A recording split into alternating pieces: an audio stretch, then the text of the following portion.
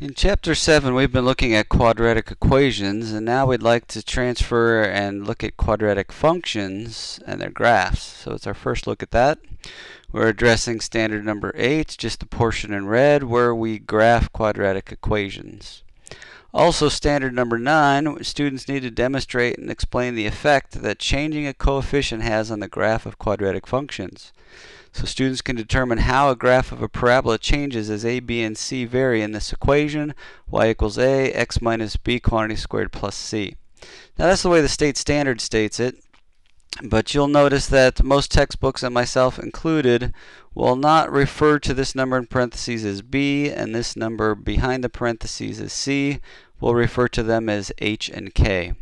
So when we graph parabolas in standard form, and that's the form that we're looking at here in both of these places, here's some things we know that we can observe before we start our graphing process.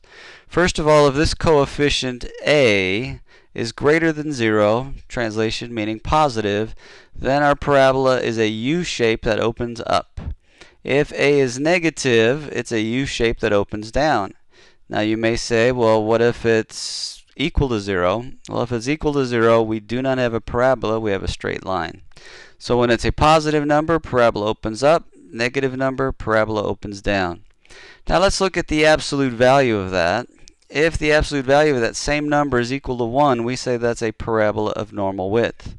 If the absolute value of this number a is less than 1, we say it's a wider than usual parabola. Now, what kind of numbers that are absolute values can be less than 1? Fractions, actually. So 7/8, 11/12, 1/2. Those are the things where fractions. Absolute values can be less than 1. So when we have fractions, it's going to be a wider than usual parabola. And if the absolute value of a is greater than 1, like 2, 3, 4, or even 2.1, 2.2, etc., then it's a narrower than usual parabola. We can find the vertex, that's the point where our curve turns around, is the point hk. Now notice the formula says x minus h. So we need to take the opposite of the number in the parentheses, and that's the x value of the vertex. And then k, and this is a plus sign, so whatever this number is, we're using it exactly. If that's plus 2, this is a positive 2. If it's minus 3, then this is a negative 3. And then, of course, you remember axis of symmetry from earlier years. That's the line that you can fold your graph on, and both sides will match up. That's the equation x equals the x value of the vertex. So it's a vertical line that passes through the x value of the vertex. All right, with that in mind, let's try to graph y equals x squared. And to look at that, let's fill in some information here. That's not in standard form. So in the red, I'm going to fill this in as the coefficient of x squared is 1. And x squared we can think of as x minus 0 quantity squared. And there's nothing added here, so let's think of that as plus 0. Here's what we know. This number 1 is positive, so my parabola opens up. This number is 1. The absolute value of that number is 1, so it's a parabola of normal width. The vertex is the opposite of the number in parentheses. Well, that's 0. Opposite of 0 is 0. And the same as the number behind the parentheses, 0. So the vertex is at the origin, 0, 0. My axis of symmetry is the equation x equals, and then the x value of the vertex, 0. And another way to think of the line x equals 0 is that's describing the y-axis. So what we'd like to do now that we found all the information out of this list that I've given you, we want to go through the process of graphing, and we need a couple of points. Now, I know straight lines we only need 2 points. When we have a curve, we should have many more, at least 5 or so. But if we know where the axis of symmetry is, and we know the vertex, we can select 2 points that are either to the left or the right of the axis of symmetry, and then we'll know they're mirror images because of symmetry, and that'll give us 5 points. 2 here, the mirror images of these 2, and the vertex, that'll give us 5 nice points to work with. So if we put in 1 for x, let's get our chart here, and then we'll get going on that. If we put in 1 for x, 1 squared is 1, so y is also 1. If we put in 2 for x, 2 squared is 4, so y is 2. And when we start sketching our graph, here's what we have. We have the vertex at 0, 0. We have the axis of symmetry, so I'm making it a dotted line here at x equals 0. Dotted line signifying that it's not part of my graph. And then I'm going to plot my point 1, 1. I'm going to plot the point 2, 4. And from there, we need the mirror image from symmetry. So if this point is 1 unit to the right of the axis of symmetry at the same height, or y value, I need a point 1 unit to the left of the axis of symmetry. The mirror image of this point is at the same height, or y value, and it would be, instead of 2 to the right, it'll be 2 units to the left of the axis of symmetry. And then we can sketch in a curve, a U-shaped curve that opens up, going through those 5 points. And that's our graph of y equals x squared. All right, let's try another one where we have something else in our equation in standard form. Y equals the opposite of x plus 2 quantity squared plus 5. So since this is a negative 1, my parabola should open down, a U-shape opening down. Next thing we know that the absolute value of negative 1 is 1, so it's a normal width parabola, just like our previous example. The vertex is the opposite of the number in parentheses with x, that's negative 2. And the number that's the same behind the parentheses, positive 5. My axis of symmetry is x equals the x value of the vertex, so x equals negative 2. And we're going to make a chart of points. How did I know to select negative 1 and 0 for x? Well, those aren't the only points you can select. But I'm going to select points either to the left or to the right of my axis of symmetry. To the left of negative 2 would be negative 3 and negative 4. So obviously I'm picking 2 points to the right of my axis of symmetry. To the right of negative 2 on the number line is negative 1 and 0. Alright, we've got our graph grid. Let's go ahead and try to calculate the values. Well, here's our vertex, negative 2, positive 5. Here's my axis of symmetry, the dotted line here, x equals negative 2. If I substitute negative 1 in for x, let's follow through. Negative 1 plus 2 is 1. 1 squared is 1.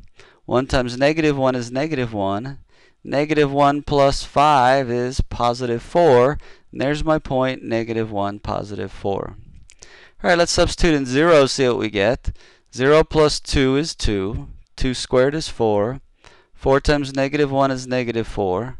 Negative 4 plus 5 is positive 1. And there's my point, 0, 1. We're going to have the mirror images of those 2 points across the axis of symmetry. So here's a point 1 to the left of the axis of symmetry. Here's the mirror image of the other point 2 units to the left of the axis of symmetry. We sketch in our curve opening down through those 5 points. There's the graph of our parabola. Alright, let's look at another example. So again, so far, remember that if it's negative, parabola opens down.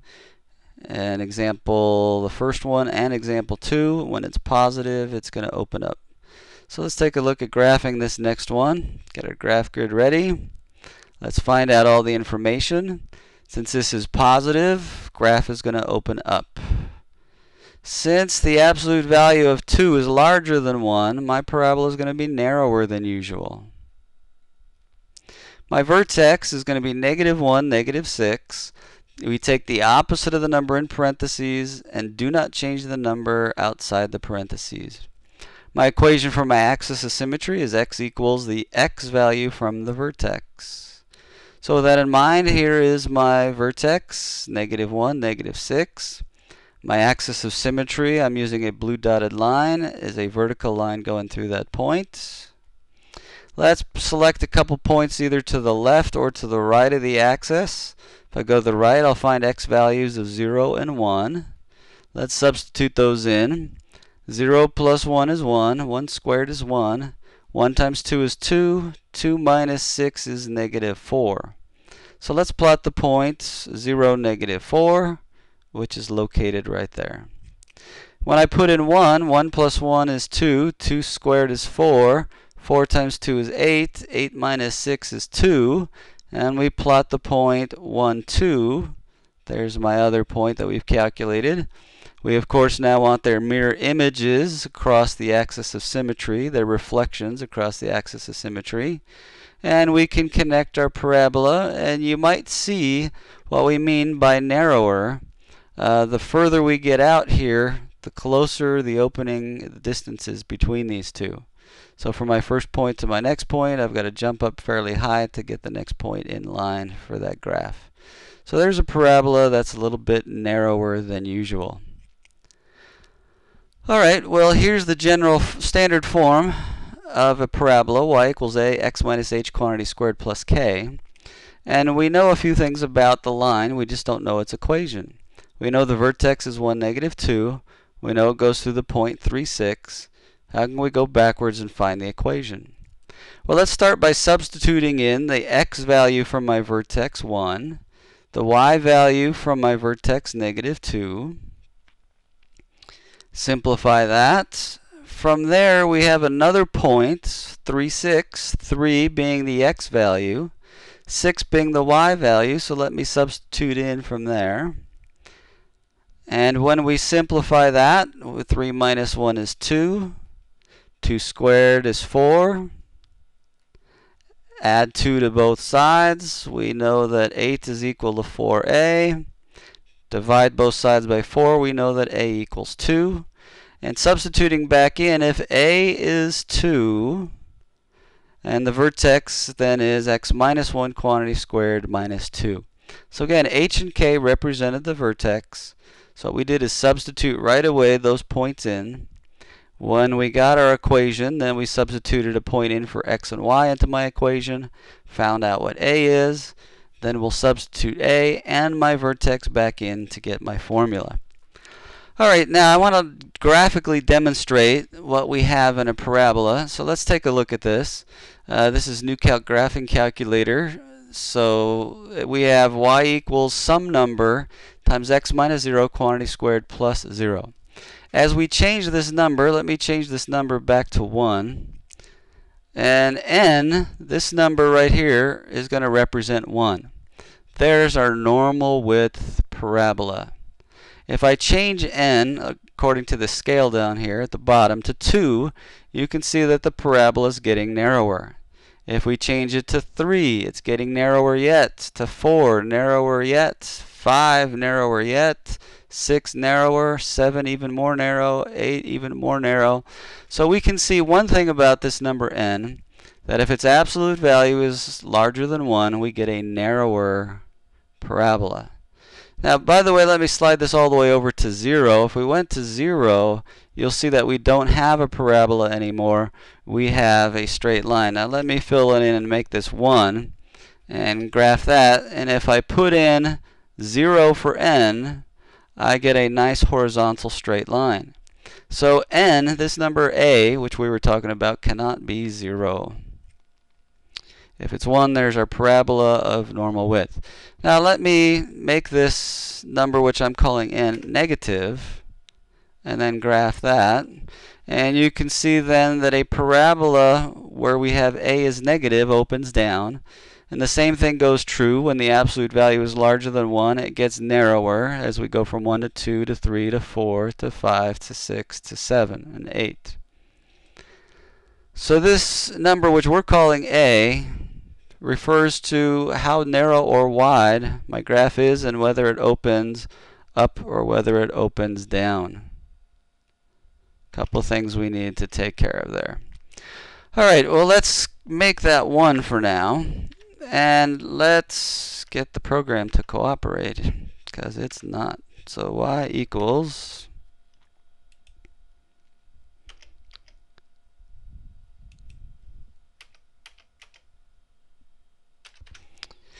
Alright, technical difficulties are over. Let's move and change this variable, which we're calling h in our formula, but for the graphing calculator I have to call it n. This actually gives us the x value of the vertex. And what that does is it gives us a horizontal translation of the graph on the axis. So right now it's at 0, which means the x value is 0. When I change it to 1, then the x value is at 1, and 2, and 3, and 4. And let me go back in and change the values of n just for a second here. Let's make our lowest value -4, our highest value +4. And so as we go through here, we can see that all that does is it horizontally translates our parabola. So when n is 0, the x value is 0. When it's x minus 1, we have 1 there, and x minus 2 or 1.6 or whatever values we need goes across a horizontal translation.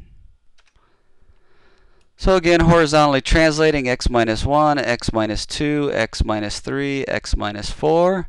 If we switch the other direction, there's x plus 1, x plus 2, x plus 3, x plus 4. Remember, because we take the opposite of what's in parentheses. Alright, now let me get back to x being 0, so I'll pause for a second. Alright, now that I've adjusted what we're calling k and made that the variable in the graphing calculator, we can see that this variable is responsible for the vertical translation. So at 0, the y value is 0. At 1, the y value is 1. At 2, the y value is 2. At 3, the y value is 3. When that's -1, the y value of my vertex is -1. -2, my y value of my vertex is -2. And at -3, the y value of my vertex is -3. So as we see from the state standard, this coefficient, which we're calling a, affects the width of the parabola. This number, which we're calling h, affects the horizontal value, or the x value of the vertex, which horizontally translates it. This number, which we're calling k, affects the vertical translation. And that's our look at parabolas, our first look at graphing parabolas. We'll look at it in more detail later.